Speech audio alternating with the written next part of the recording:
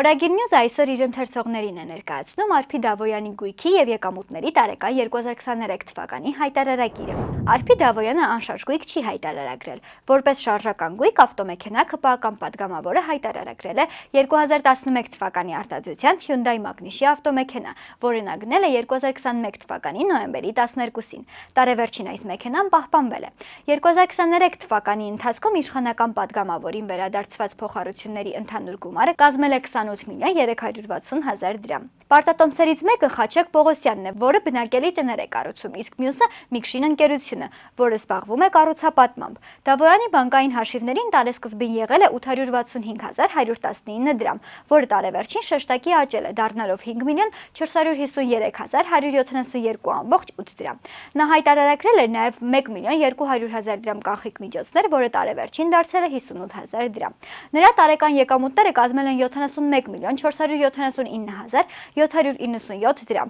որից 3 միլիոն դրամը եւ 2 միլիոն 421.027 դրամը ԱԿԲԱ բանկից եւ ֆինանսների նախարարությունից ստացած այլ եկամուտներն են։ 56 միլիոն 63 հազար դրամը Սերգեյ Էդգարի Էյլազյանի կողմից տրված գույքային իրավունքներից ստացված եկամուտ է, իսկ 9 միլիոն 995.770 դրամը արժեից ստացած աշխատավարձն է։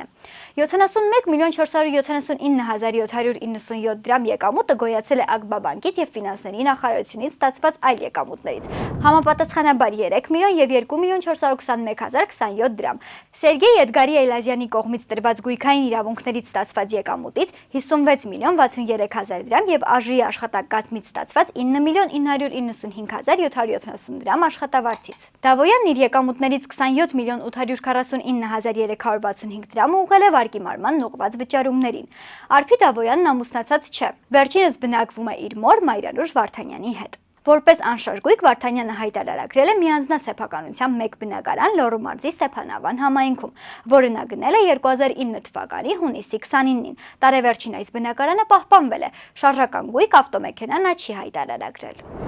Վերջինս չի հայտարարագրել նաև անկանխիկ եւ կանխիկ միջոցներ, եկամուտներ նույնպես չի ունեցել։